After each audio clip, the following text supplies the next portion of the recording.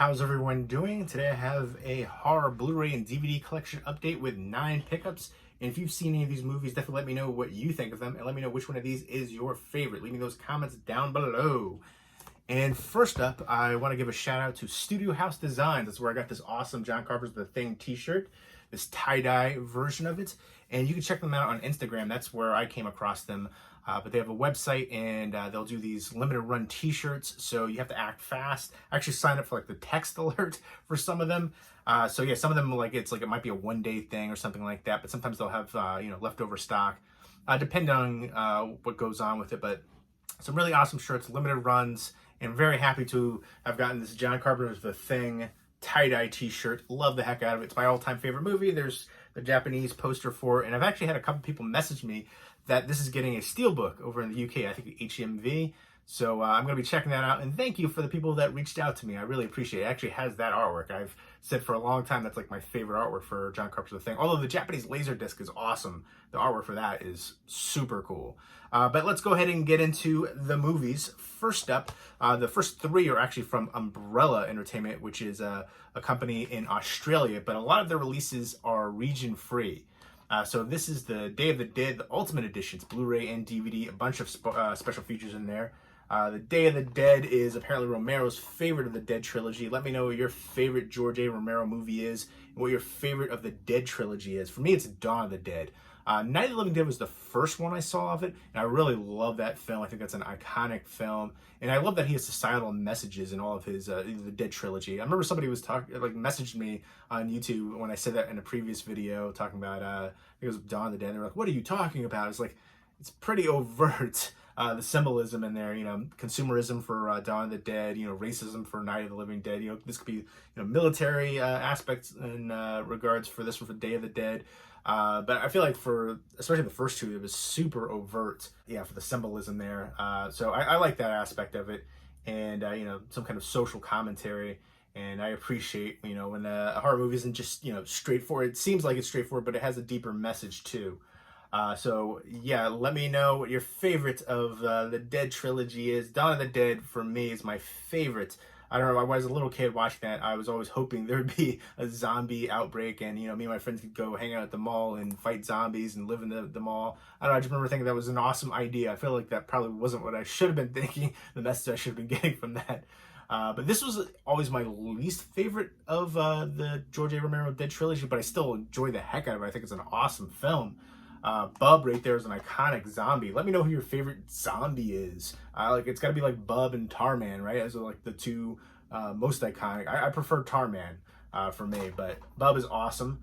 And there's so many amazing, creepy scenes in here and imagery. I mean, the cast in here was really great. You felt the tension all throughout, in the bunker and just, the people going against each other. That's like in every kind of post-apocalyptic zombie, any kind of thing like that, outbreak movie, that's the most common theme. The deadliest enemy is usually man.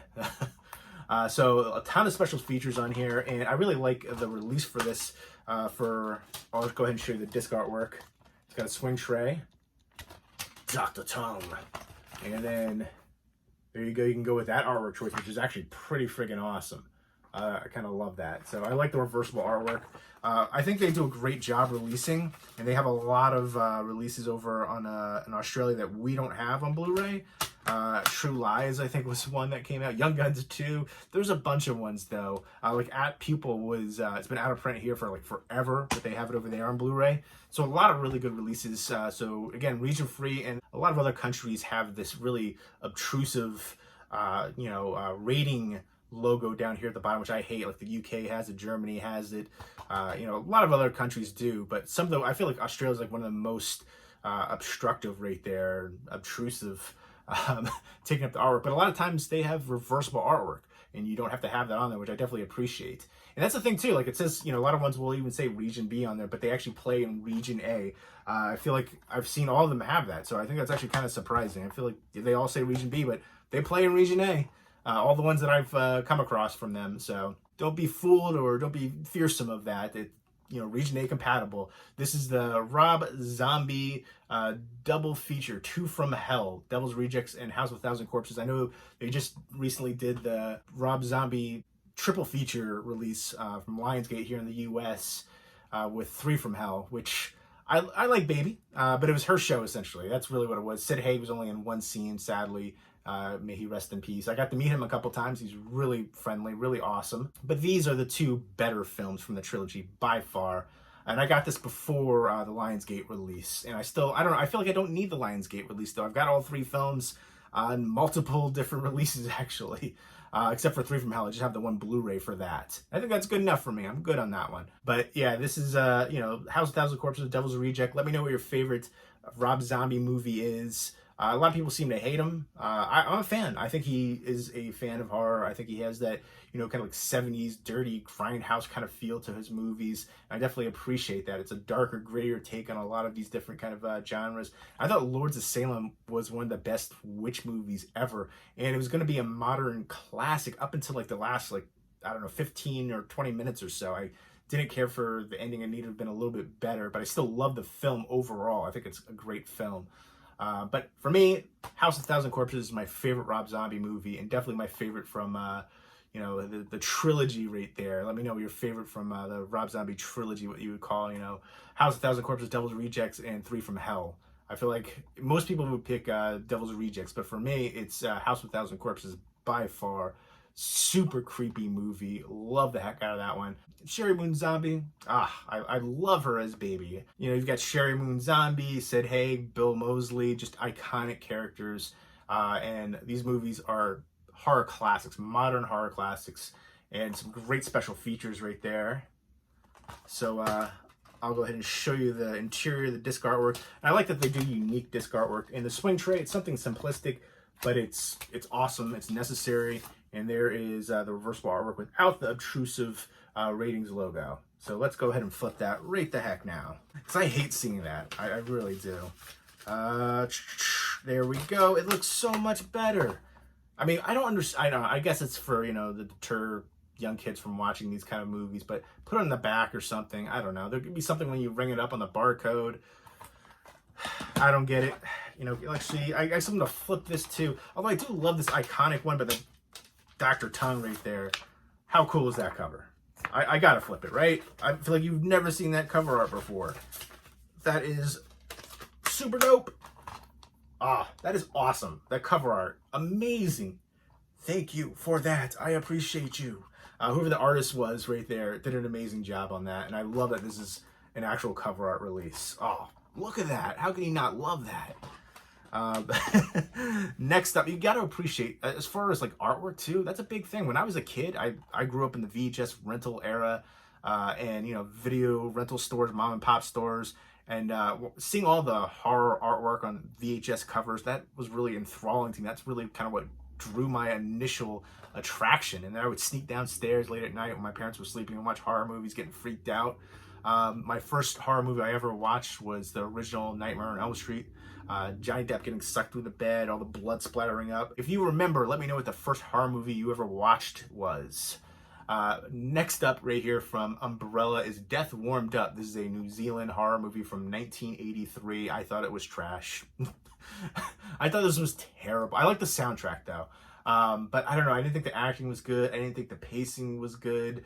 I don't know. I just didn't really like the concept. It just felt rough, rushed. It felt amateurish. I wasn't a big fan. It says in here too, it was, reviled by conservatives, but adored by fans around the world and becoming a cult hit in the home video era. I don't know if I believe that. I don't, maybe that's what you want to believe.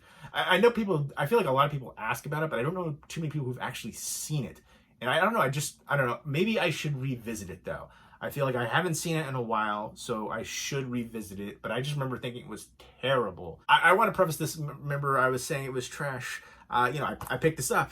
So obviously, I want to revisit it. That's the thing. I feel like I've heard a lot of people talk about it. But again, I don't know too many people who've actually seen it and actually praise it.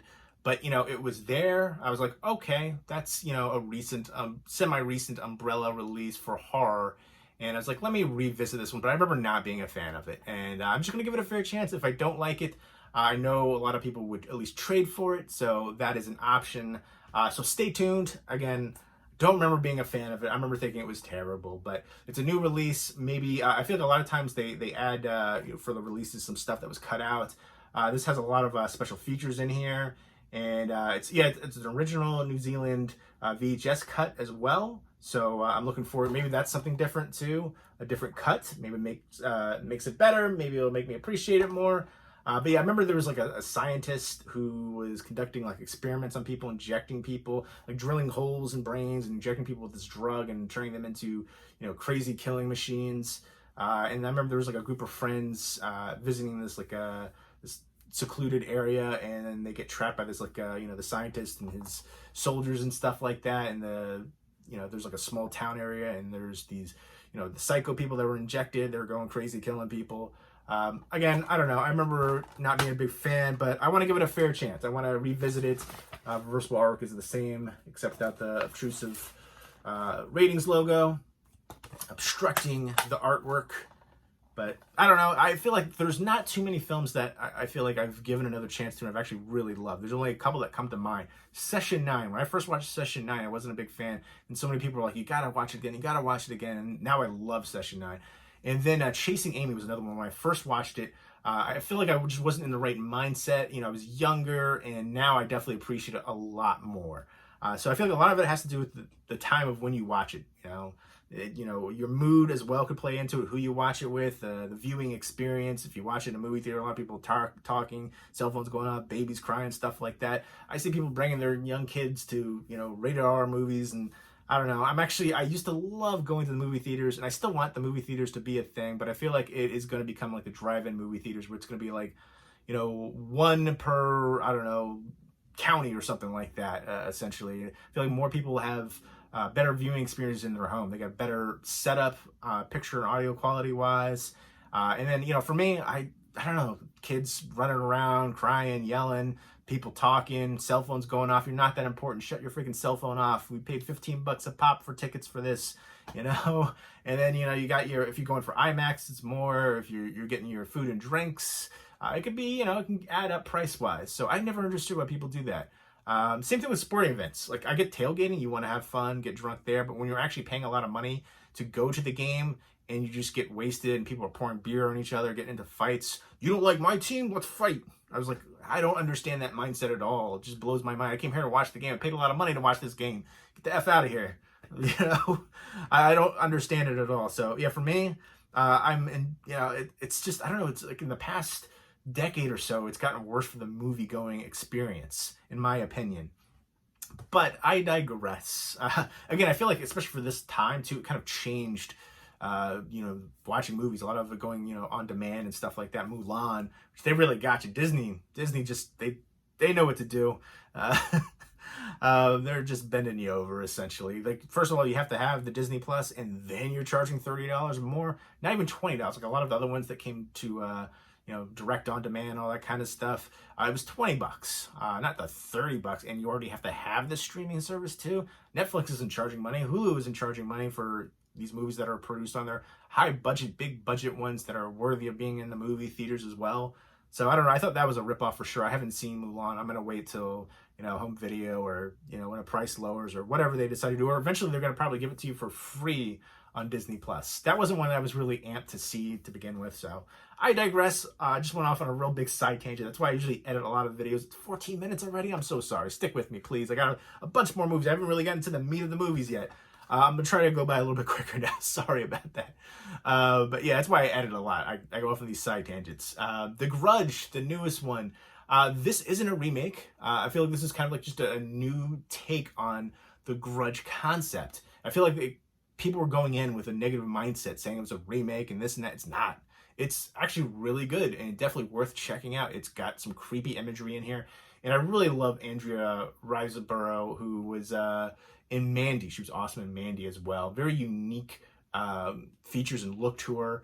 Very kind of like piercing eyes. But a really good cast in here too. Demian Bichir, John Cho, Lynn Shay, Jackie Weaver, Betty Gilpin, a bunch of recognizable people. And I thought this was a really good take on The Grudge. And it got a lot of hate, a lot of criticism, and I think unfairly. Again, a lot of people were just going into it hating it because they thought it was going to be a remake, and it's not. So yeah, I thought it was super creeptastic, and I love, just kind of like the unraveling of the Grudge storyline, coming to America. There's like little details all throughout, and again, some really creepy scenes in here, and worth checking out. Give it a fair chance. Not a remake, just kind of adding more to the storyline, a kind of a new chapter for the Grudge. Next up is The Believers. This one got a lot of hate too, a lot of criticism. A lot of people don't seem to like this one. It's from 1987. Love the cast here. Robert Loggia, Martin Sheen, Helen Shaver, Richard Masur, Harley Cross, Jimmy Smits.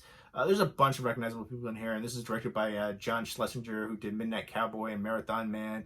Kind of about Brujeria, Santeria, voodoo, witchcraft, stuff like that.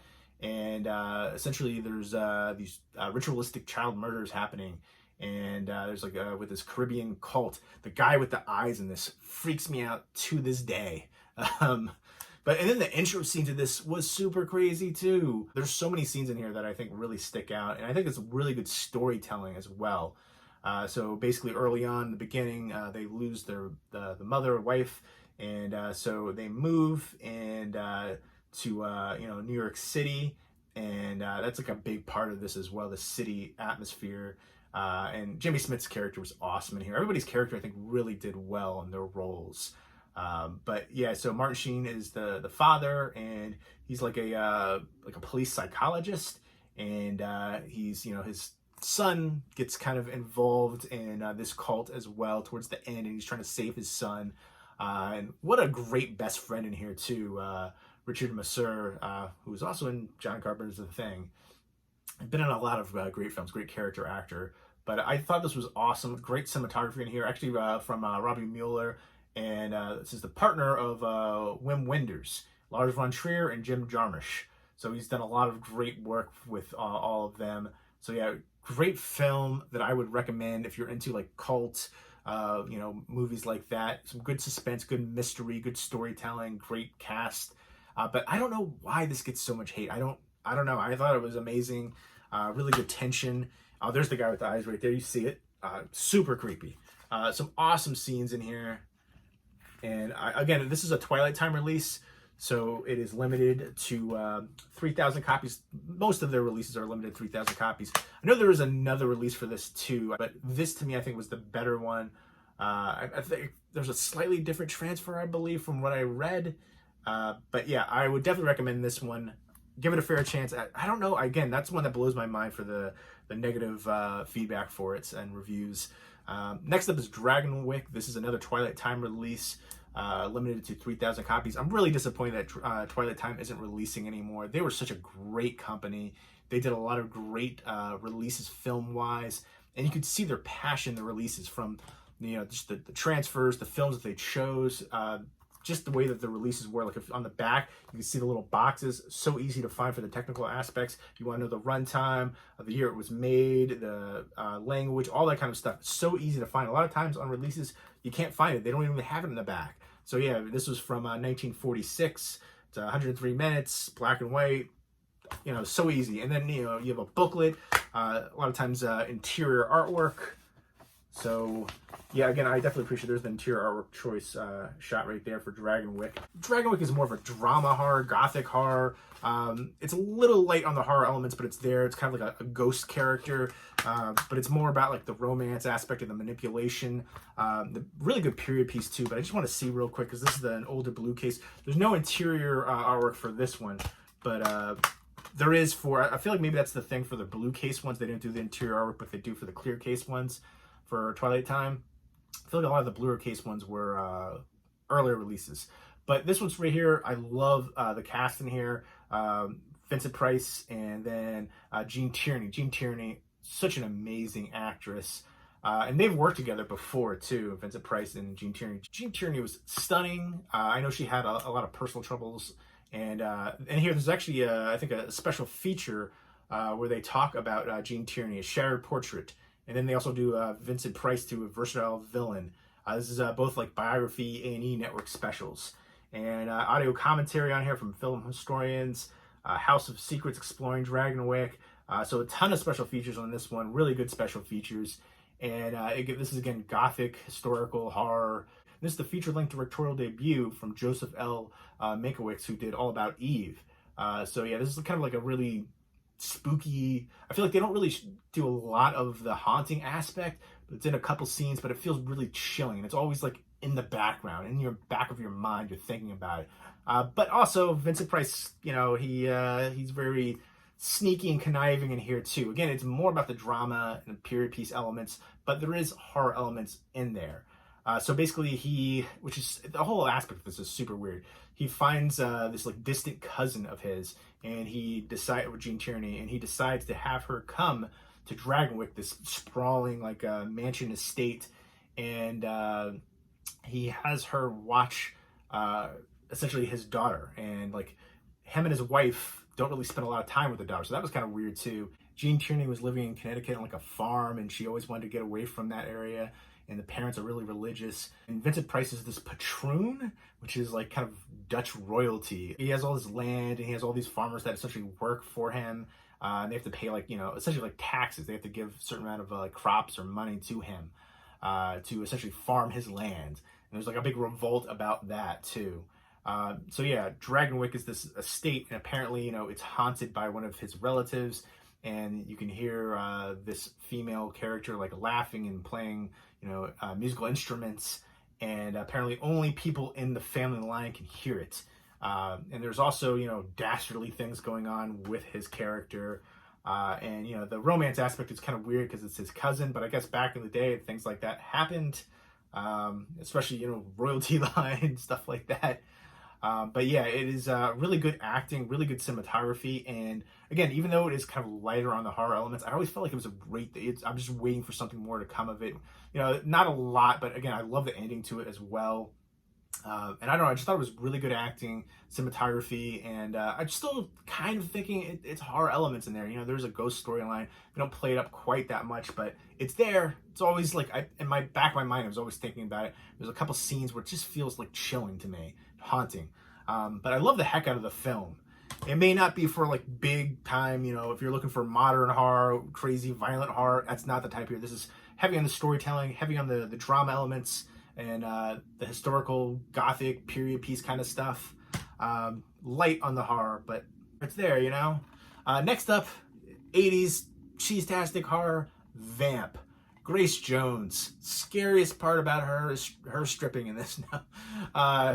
But Grace Jones, super crazy. And the special features in here were actually hilarious to hear them talk about Grace Jones, about how like she was always coming to the set late, like super late, and she would have like sex toys with her all the time, and just how wild she was, and she would just get naked and just craziness. So that was actually really great to hear some of the special features on here. I love the actress in here.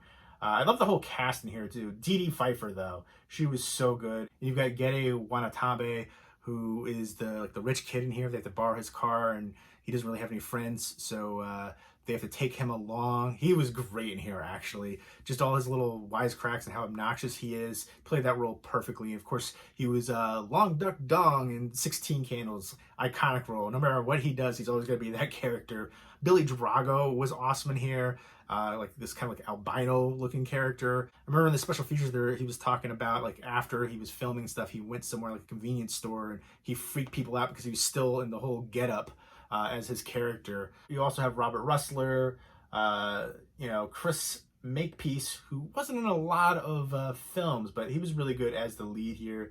Sandy Barron. And Grace Jones was awesome in here as the lead vampire. It's basically about the two leads right there who are pledging this fraternity, and they have to get strippers to come to the fraternity. And so they're trying to find, strippers. They go to the wrong side of town, the bad side of town. They're like in the middle of nowhere, and they have to travel a far distance.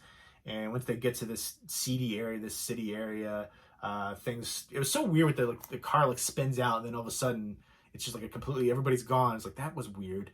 And then they have these other characters that are like super creepy in here. But this is a really fun, cheesy 80s horror comedy.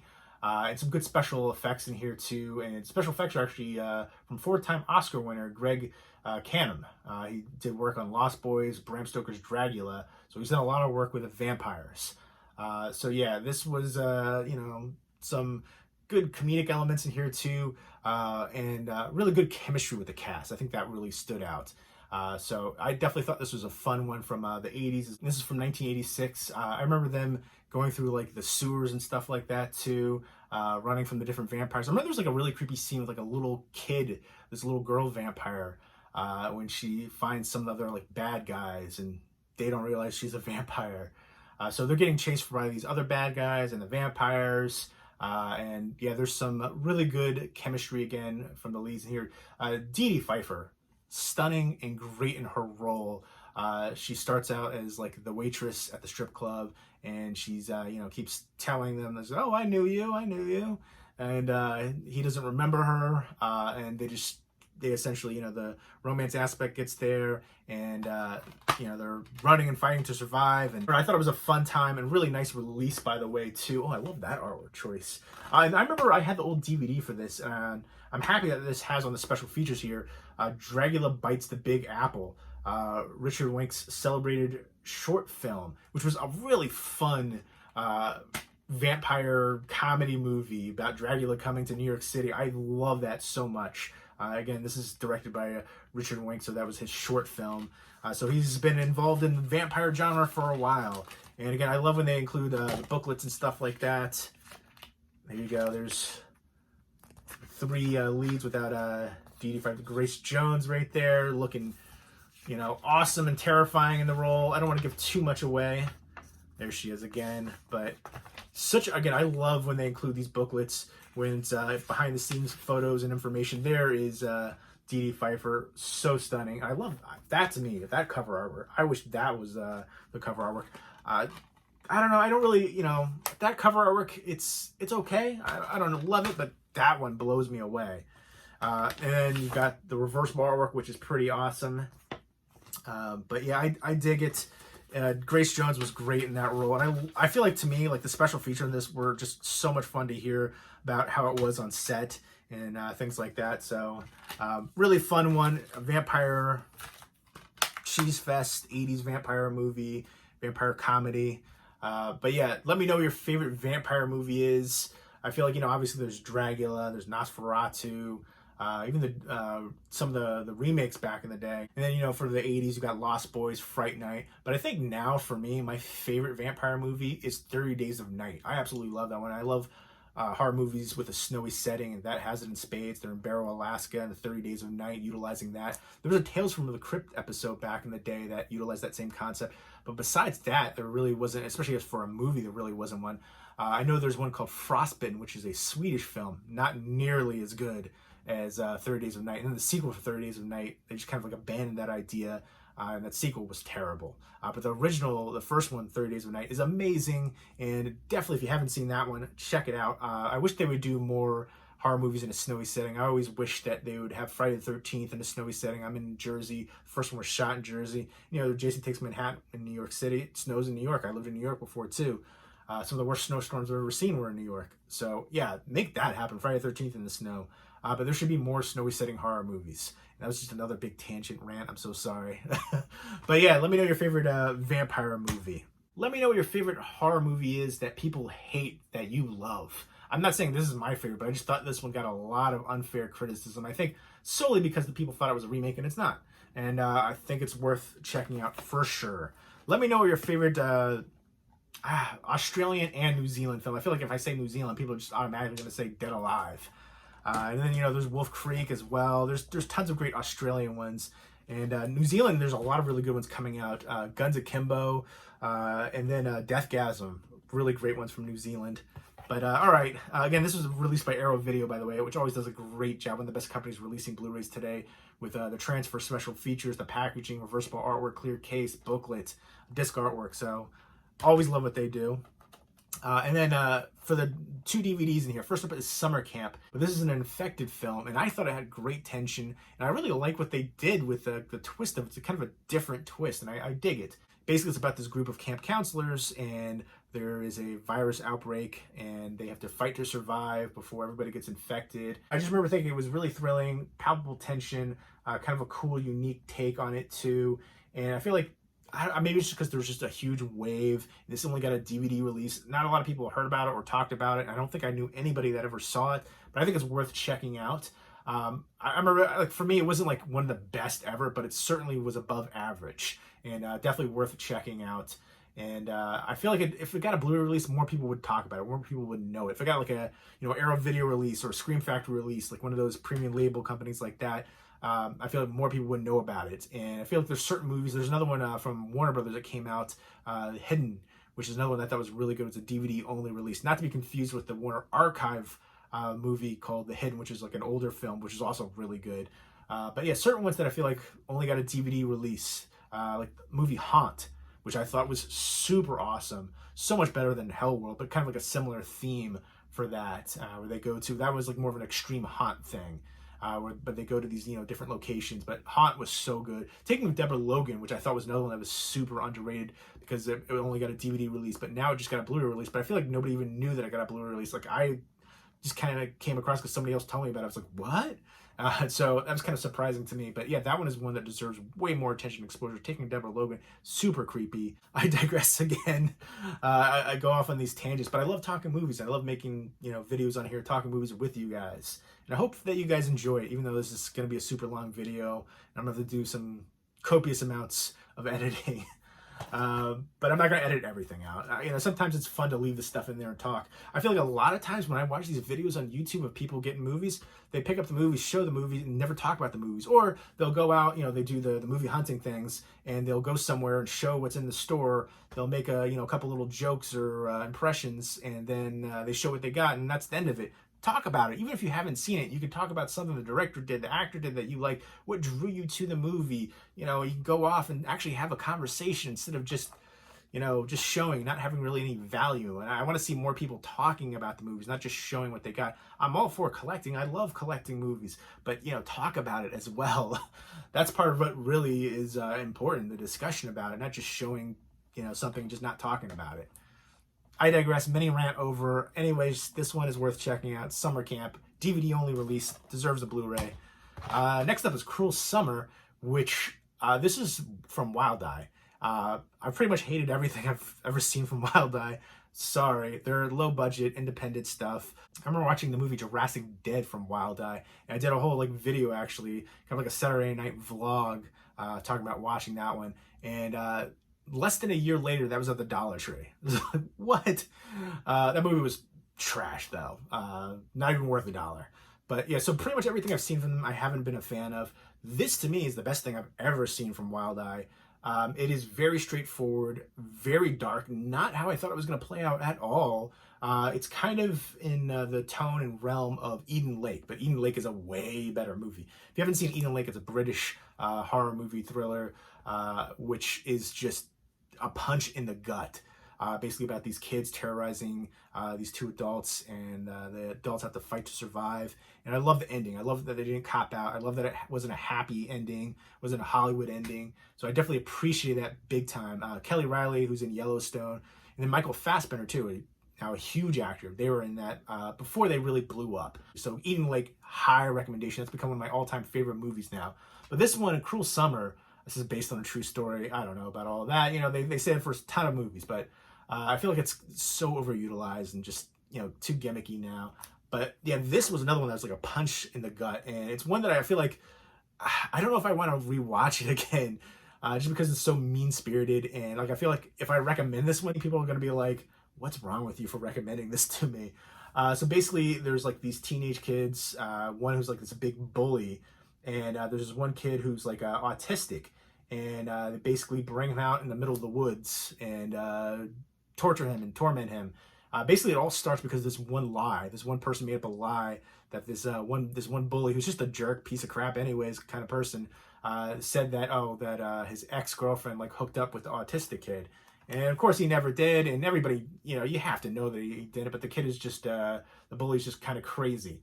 And so, the one other local girl kind of hooks up with him and just kind of goes along with whatever he'll do. And then they have another friend who kind of realizes that what they're doing is wrong, but it's kind of too late once he has that epiphany. So yeah, it's a violent film. It's not a happy movie at all, but it's very effective. It's very raw. It's very direct, riveting, surprising. It's got some brutality, a lot of, again, very mean-spirited. but again, very effective. And I feel like something like that really stayed with me long after viewing. A punch in the gut. And still, I think about this one, I was like, oh, wow, I can't believe it ended that way, you know? But so, yeah, if you like Eden Lake, I'd say give Cruel Summer a chance. Again, from Wild Eye, it is low budget, but it's, again, brutal and effective punch in the gut. Not a happy movie, so be prepared for that. But probably the best thing I've seen from Wild Eye. And let me know what your favorite horror movie is that doesn't have a happy ending. So there you go. Those are the 9 horror Blu-rays and DVDs. If you've seen any of them, definitely let me know what you think of them, and let me know which one of these is your favorite. Leave me those comments down below, and I hope everybody's doing well. Take care.